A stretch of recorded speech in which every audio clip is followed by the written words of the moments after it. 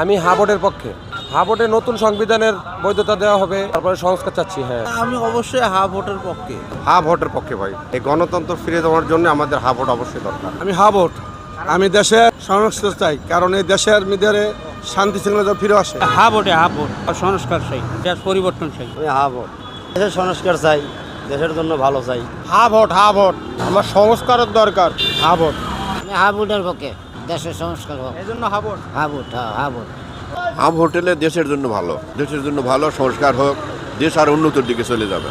ইনশাল্লাহ হা ভোট, কারণ আমি দেশে পরিবর্তন চাই, সংস্কার চাই। না ভোট, না ভোট।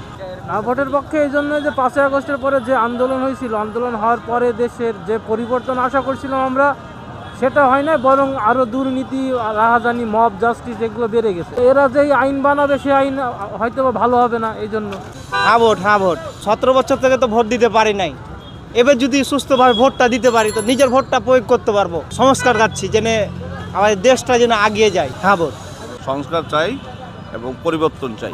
আমি হা ভোটের পক্ষে, কারণ যেরকম অস্থির ছিল, বর্তমান নতুন প্রজন্ম মনে করলো হা ভোট বিরাট একটা জনসংখ্যা হা ভোট চাচ্ছে পরিবর্তনের লক্ষ্যে। আমি অবশ্যই হা ভোট চাই দেশের সংস্কারের জন্য, দেশের উন্নয়নের জন্য। দেশের কাজ সব বন্ধ হয়ে আছে, এখন কোনো কাজ হচ্ছে না, মানুষ বেকারত্ব ভুগতেছে, অনেক কলকারখানা বন্ধ হয়ে গেছে, অনেক মানুষ বেকার। অবশ্যই সংস্কার চাই।